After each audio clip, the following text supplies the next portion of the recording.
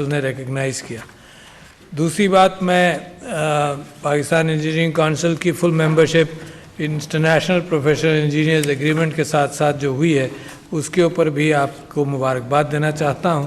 और मैं ये समझता हूं कि लोगों को अवार्ड देना, लोगों को रिकग्नाइज़ करना इस मुल्क के अंदर बहुत ज़रूरी है। तो पहले कुछ ऐसी चीज़ों का जिक्र हो जाए जिनका आपके पेशे से ताल्लुक़ है, मगर आपके पेशे के साथ जितना आप लोगों ने परफॉर्मेंस किया और पाकिस्तान की तामीर और तरक्की के अंदर जितना आपने हिस्सा लिया, वो आपके ख़ुद आपका एडमिशन है, जैसे मेरा भी एडमिशन होगा हर लेवल पर कि हमने इस मुल्क का हक़ अदा नहीं किया। तो लिहाजा जब हम अपने लॉरल्स पर खुश होते हैं तो साथ साथ हम अपनी ज़िम्मेदारियों के ऊपर भी तवज्जो दें कि ज़िम्मेदारियाँ हमने कहाँ कहाँ खोईं और कैसे खोईं। आप ही के शोबों के अंदर एक बहुत बड़ा सुनहरा ज़माना था जब आपने सारे मिडल ईस्ट की तामीर और तरक्की के अंदर हिस्सा लिया। इंजीनियर्स बाहर गए, कंसल्टेंट्स बने।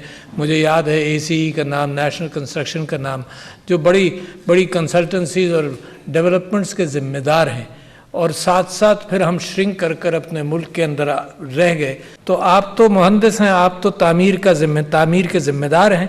जहां आप स्ट्रक्चर की तामीर के ज़िम्मेदार हैं और इंफ्रास्ट्रक्चर और कंस्ट्रक्शन के ज़िम्मेदार हैं, वहाँ उसके साथ साथ मैं उम्मीद करता हूँ कि वही फ़लसफ़ा, जहनी फ़लसफ़ा जो है वो पाकिस्तान की तामीर के अंदर और तरक्की के अंदर भी कार फरमा होना चाहिए। पाकिस्तान के अंदर 25,000 इंजीनियर प्रोड्यूस होते हैं सालाना। कहाँ से आएंगे लोग जो मेरे मुल्क को तामीर करेंगे?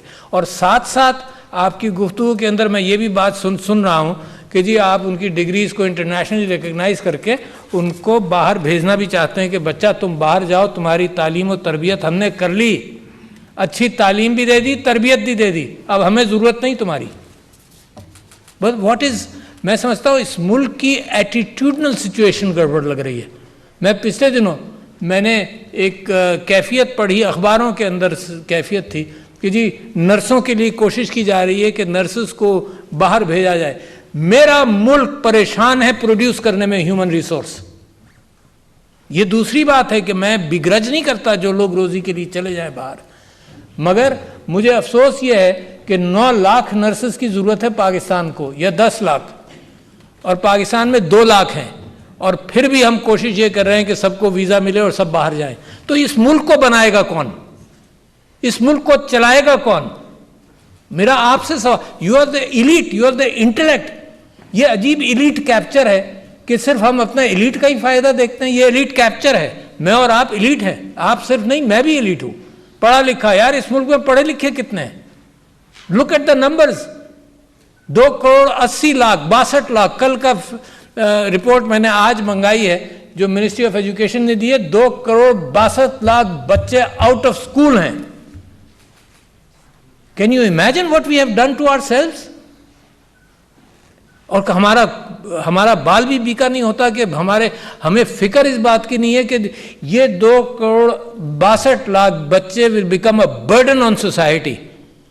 ना हम आप उनको स्किल सेट्स दे रहे हैं, ना हम तालीम दे रहे हैं। और जो इलीट कैप्चर है, हम और आप तालीम करके अपनी रोजी के अंदर इतने मशगूल हैं कि पाकिस्तान का जवाल हम साइड में देखते चले जा रहे हैं। तो मेरा आपसे सवाल है, देखिए मेरी एक परेशानी है जो मैं आपके सामने रख रहा हूं। You are the do gooders of society, let me not take credit away from you, but मिन हैसुल जमात, इंजीनियर्स का ग्रुप, मिन हैसुल कौम, पाकिस्तान के लोग हम, जिनको इस मुल्क ने एक बहुत बड़ा असासा दिया।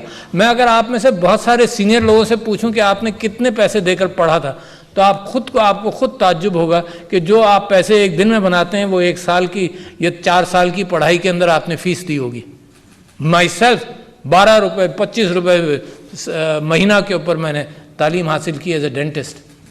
तो आई ओ इट, यानी मुझे I owe it not in a sense कि मैं अपना काम और अपनी रोजी छोड़कर सिर्फ मुल्क के लिए वक्फ कर दूं, ऐसा नहीं। I owe it to myself, to my family and then to my country also. मतलब रिस्पॉन्सिबल अर्निंग मुझे करनी चाहिए। You are the 5th biggest populous country in the world. दुनिया आपकी तरफ देखती है, दुनिया आपकी तरफ देखती है कि यार ये रिसोर्स है।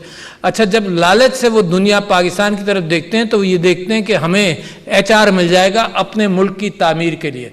जितने 2-4 विजिट्स मैंने बाहर किए, I met the late prime minister of Japan.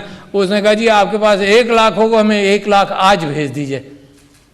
लोग, दुनिया भी परेशान है, दुनिया अपनी परेशानियों में घिरी हुई है कि चाहती है इमिग्रेशन ना हो, ज़रूरत भी है। सारा यूरोप चाहता है कि लोग आएँ, उनकी अपनी बर्थ रेट भी कम हो गया, सारा यूरोप चाहता है कि आए, मगर परेशान भी है कि आप आएंगे तो क्या करेंगे, वो परेशान भी हैं। अच्छा, और दुनिया के अंदर इतना जुल्म, गाज़ा समेत, यानी मैं और आप जिक्र ना करें, गाज़ा समेत दुनिया के अंदर इतना जुल्म है, मारे जाओ इंसानों को।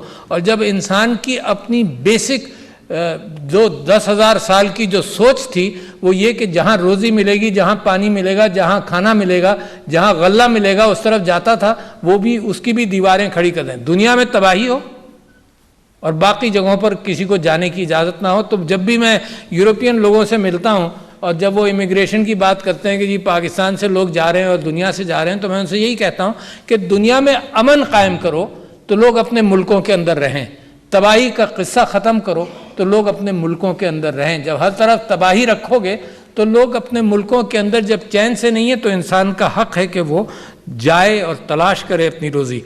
मैं ये समझता हूँ कि बड़ी खूबसूरत कैफियत हैं इंजीनियरिंग के पेशे के हवाले से।